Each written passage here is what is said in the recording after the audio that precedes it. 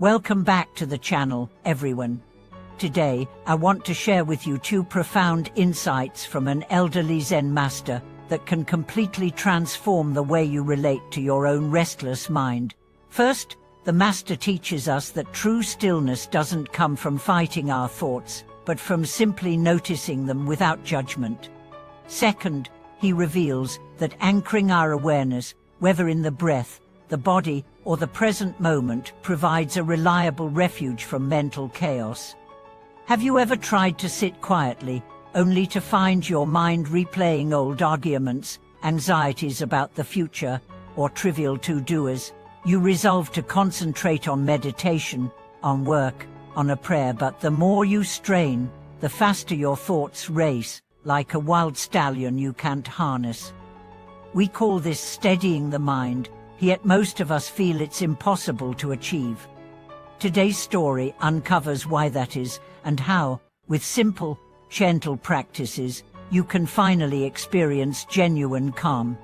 Once there was a venerable teacher, Master Chao Wu Ziaming, who had lived in the mountains for decades.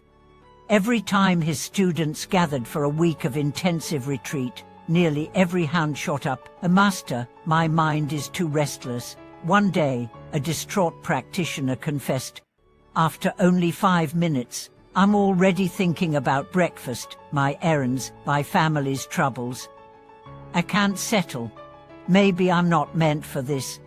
The master looked at her kindly and said, "Child, you think your mind has only now become chaotic. In truth, it has always wandered, you simply never noticed. Now that you do, you have awakened. That is the first step, awareness. This," he explained, "is the art of noticing, the first key to taming the mind. Most of us spend our days lost in thought, oblivious to the river of ideas and memories streaming through our heads. Only when we pause, sit in silence, do we realize just how ceaseless our inner dialogue truly is. But awareness alone isn't enough. We need a safe harbor, an anchor, a place to rest. The master taught 3 such anchors: the present moment. Whether you're eating, walking, or speaking, simply attend to each sensation, taste, movement, the sound of your own voice. This turns the torrent of past and future thoughts into a single, living moment: the breath. Focusing on the in and out cycle brings the mind back to now. Thoughts, like clouds, drift past. With each inhalation and exhalation, you return to the clear sky of awareness. A point of stillness. Find a mental reference, a silent space beneath thoughts, a gentle knowing it that watches without reacting. This is like dropping anchor in calm waters. With practice, these simple methods help your mind learn to observe without clinging, to let thoughts arise and pass without drama. Instead of battling your own consciousness, you learn to befriend it. As the master's words settled into the hearts of his students, a young man named Kai approached him one evening by the flickering light of an oil lamp. Kai confessed that, even with the anchor of the breath, his thoughts would slip away like fish through his fingers. "Master," he said, "I count my breaths for minutes on end, but each time a thought arises, I chase it down, wrestling until it disappears. Then another thought pops up, and I wrestle again. This feels like endless struggle. How do I ever rest?" The master smiled gently and replied, "You chase because you believe you must eliminate every thought. But imagine you sit by a roaring river.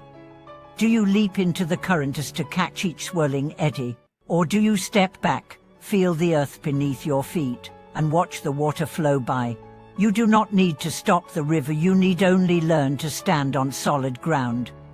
He asked Kai to sit with feet firmly planted, spine tall yet relaxed, and simply to notice the river of thoughts without reaching for them. At first, Kai found this impossible. Each sensation of thought tugged at him like a rope. Yet as days passed, he began to sense a subtle shift. Instead of scurrying after each mental event, he felt a small, calm space opening beneath them. Whenever anxiety arose, he would silently whisper, "Thank you," and return his awareness to his feet on the earth. Over weeks, Kai discovered that the more he stopped chasing, the less frantic his mind became. Thoughts would still appear, but come and go like birds landing briefly on a fence rather than storming his fortress. This, the master explained, is true release, not forceful suppression, but gentle non-engagement. To illustrate further, the master told a story of an ancient Zen painter renowned for his landscapes. One day, the painter's student asked, "Teacher, how do you capture the essence of mountains so effortlessly?" The painter dipped his brush, paused for a long moment, and then without deliberate strokes scanned the paper as if the mountain revealed itself. When the student exclaimed at the beauty, the painter laughed, "I did not paint the mountain, I became the mountain, and it painted itself through me." In the same way, when we stop fighting our mind, awareness becomes like clear water. Whatever rises is reflected without distortion. The reflection neither resists the wind nor clings to the drifting leaf. But life rarely offers long retreats. How do we bring this practice into daily routines? The master taught that every moment holds the potential for practice. Walking down a busy street, you might feel the urge to check your phone again and again. Instead, pause mid-step. Feel the weight of your body shifting from one thought to the other. Notice the breeze on your skin, the sound of distant traffic. In that instant, the mind's restlessness subsides, replaced by presence. When you wash dishes, instead of drifting into memories or worries, feel the warmth of the water, the smooth curve of the porcelain, the scent of soap. Each motion becomes a reminder that the present moment is alive, complete in itself. Even in conversation, rather than rehearsing your response or anticipating the next question, truly listen. Notice the cadence of the other person's voice, their facial expressions, the subtle pauses between words. In such listening, the mind's usual chatter dissolves into genuine connection.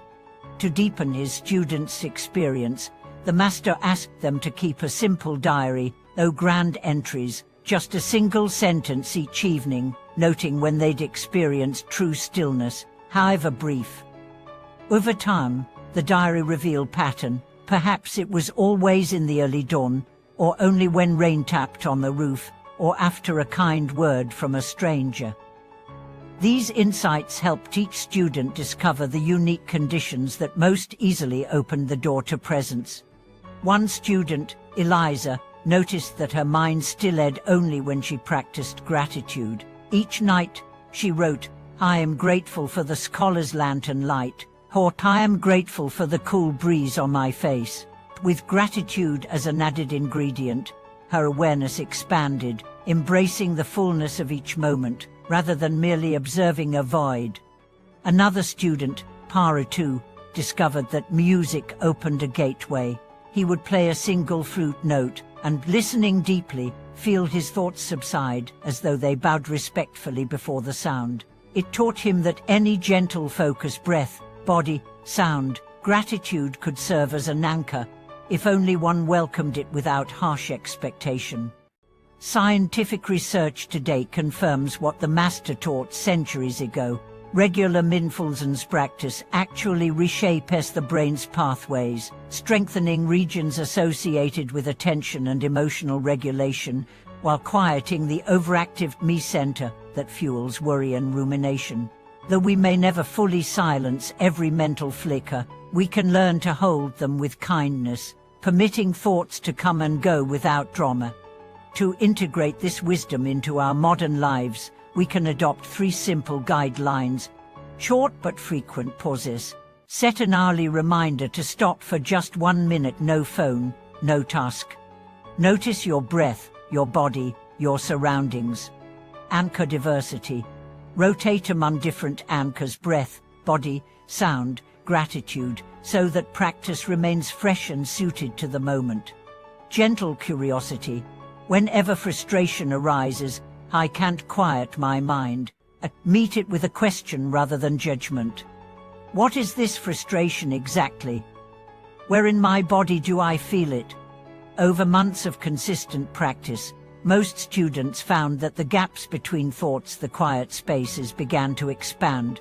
They reported feeling more creative at work, more patient with loved ones, and more attuned to the subtle beauty of everyday life. The curve of a leaf, the laughter of a child, the taste of morning tea. As you embark on your own journey, remember that mastery is not a destination, but an unfolding. There will be days when the mind races like a storm-tossed sea, and days when it lies calm as a mountain lake. Both are part of the path. Your task is simply to observe with kindness as each day reveals itself. Thank you so much for watching this video. If you found these practices helpful, please subscribe to the channel, give this video a thumbs up, and share your experiences or questions in the comments below. May you discover, in every breath, the unshakable ground of your true nature.